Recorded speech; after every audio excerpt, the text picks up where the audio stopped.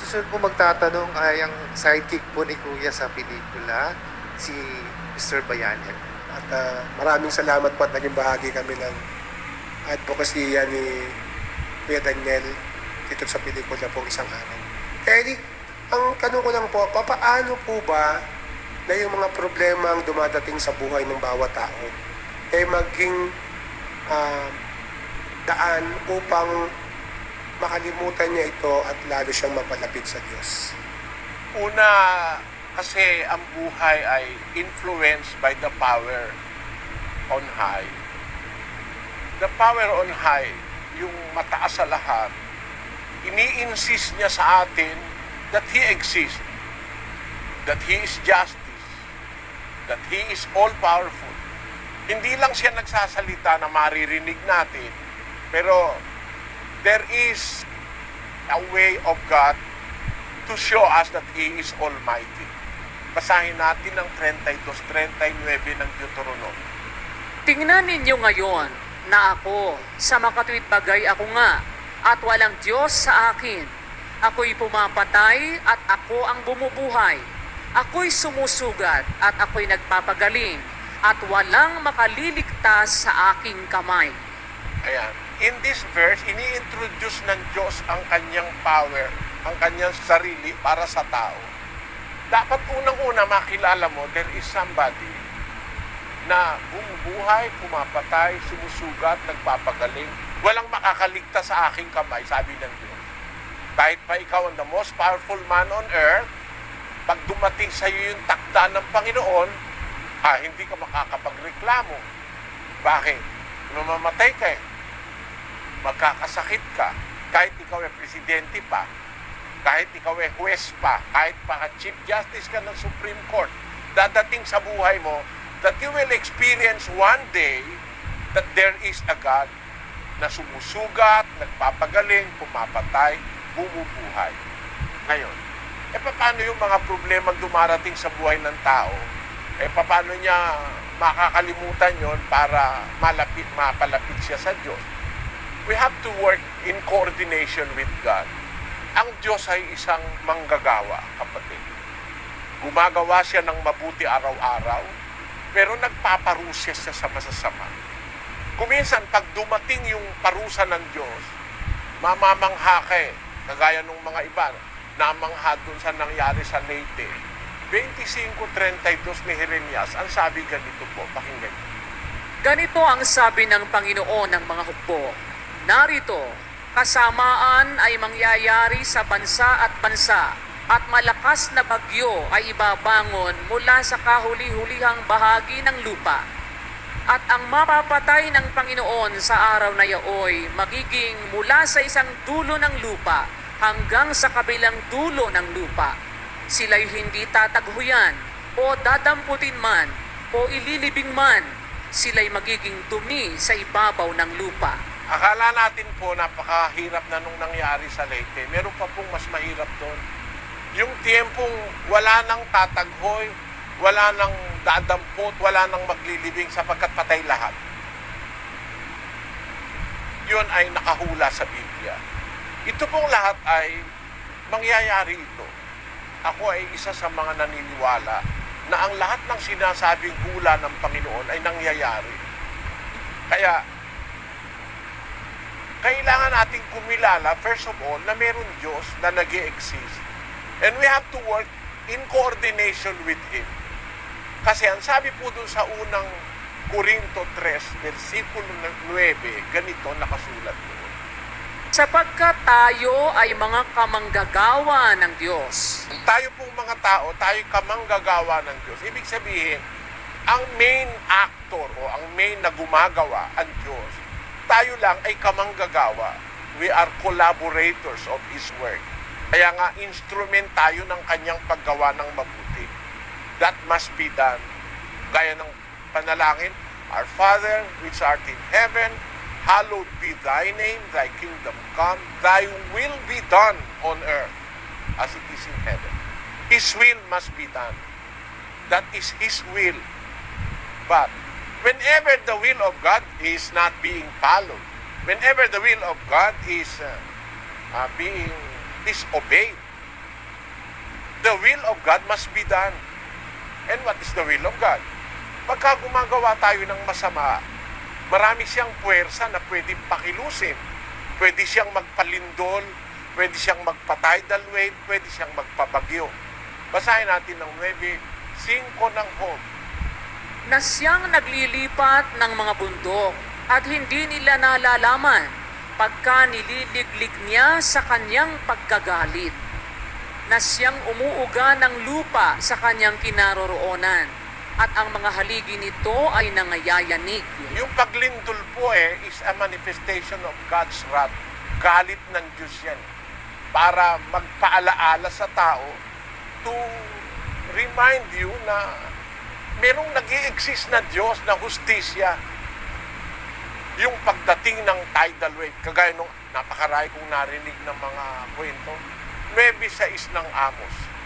Siya na gumawa ng kanyang mga silid sa langit at kumatha ng kanyang balantok sa lupa. Siya na tumatawag ng tubig sa dagat at ibinubukso sa ibabaw ng lupa. Panginoon ang kanyang pangalan. Ayan, ang Panginoon ang kanyang pangalan. Siya na gumawa ng balantok sa lupa. Alam natin yung balantok yung curvature of the earth, which sometimes is impossible to believe na bakit mangyayari na ang earth naka-curve na ganon, yung tubig niya na nakabalot sa earth, yung mga ocean natin, naka-curve din yan, may curvature yan, because the earth is round. Kaya sabi ng Biblia, siya ang gumawa ng balantok sa lupa. Pero kahit na may balantok pa, may hindrance para yung tubig sumalunga dun sa balantok, nagagawa ng Diyos yun. Natatawag siya ng tubig sa dagat para ibugso sa ibabaw ng lupa. And nobody can resist that. Nakita natin ito sa Leyte. A sample ay nangyari sa Thailand some years back. Ngayon nangyari sa Leyte. Yung mga tidal waves, yan ay manifestation ng God's wrath. Ngayon, paano tayo, kung dumadating ang problema sa buhay, paano natin makakalimutan yun? Mawawala, mapapalapit tayo sa Diyos. Let us take everything that happens as a lesson to learn. Matuto tayo sa nangyayari sa buhay. Ang problema, pinaparating ng Diyos to tell us something. No, kaya ka nagkaganyan, masama kasi ginawa mo Ito, kaya ka nagkaganyan kasi nakalimutan mo na ako Yan, ginagamit po ng Diyos yan para for us to think that we do not owe our lives. We do not manage our lives. There is somebody higher than us that will always do His will in accordance with justice, equity. Laging may ibabalance ang Diyos And that will finally happen doon sa araw ng paghukom. Ngayon, para makalimutan natin yung mga problema sa buhay, mapalapit tayo sa Diyos, 4:6 ng Filipos ang sabi.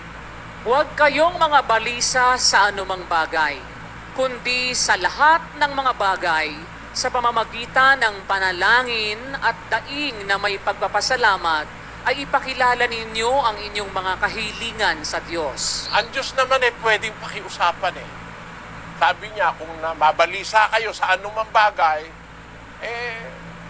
ipakilala ninyo ang inyong kahilingan sa Diyos sa pamamagitan ng panalangin at daing na may pagpapasalamat. Yun ang natutunan ni kapatid na Daniela, sinasabi ko sa kanya, ang solusyon sa problema, kapatid, kasing lapit lang ng tuhod at ng sahig. Luluhod ka lang. Luhod ka lang pagka hirap na hirap ka na, luhod ka, tumawag ka, may Diyos. I believe. Kung yung iba hindi naniniwala, but I believe that somewhere in the great somewhere, ears everywhere. Even in the darkest night, even in the worst situation, merong makikinig sa panalangin ng isang tao kung naniniwala ka sa Diyos. What we need is just to believe that there is somebody up there and to trust Him with all our heart and to put on Him our cares. Gaya ng sabi ni San Pedro sa 5:7 ng unang Pedro sa English, pakibasa mo. Casting all your care upon Him, for He careth for you. Ilagak nyo sa Kanya ang lahat ng inyong kabalisahan sapagkat kayo ipinagmamalasakit niya. For He cares for you. Like a father that cares for his children, the Father in heaven cares for those who believe in Him.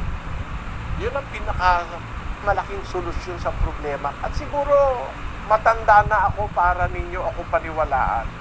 I have gone so far. I have traveled the 4 continents of the earth. Hindi pa lang ako napupunta ng Africa. Pero lahat ng kontinente ng mundo napuntahan ko na. Kaya may mga chapters ng Church of God International sa lahat ng kontinente. Kahit sa Africa na hindi ko pa nararating through satellite, we have 8 satellite providers that show our program in all continents of the world. At kaya masasabi ko na meron na akong karanasan. I believe that there is God. Gusto kong i-share sa inyo. It is better to believe in God than to deny His existence. Why? Because if there is no one to help you, if there is no human capable of helping or doing things which you wanted to be done on your life, meron ka pang mapupuntahan. Pag wala kang kinikilalang Diyos, hanggang tao ka lang. Pag wala ng taong makatulong sa'yo, wala ka nang madadaingan. It is very consoling to know that there is somebody up there that listens to the prayers of the poor, the neglected in society, at yung nasa mga kagipitan sa buhay. Yun ang paraan para malimutan ng problema, to pray. Because God will help you forget your problems in life. He will solve your problems. Karanasan ko yun. Siguro I'm old enough to be believed sapagkat naranasan ko ito for the last 67 years of my life. Under persecution po ako ng mga religious group sa ating bansa. Di bale, may isang araw naman. Salamat po, Ka Eli. Thank you po, brother.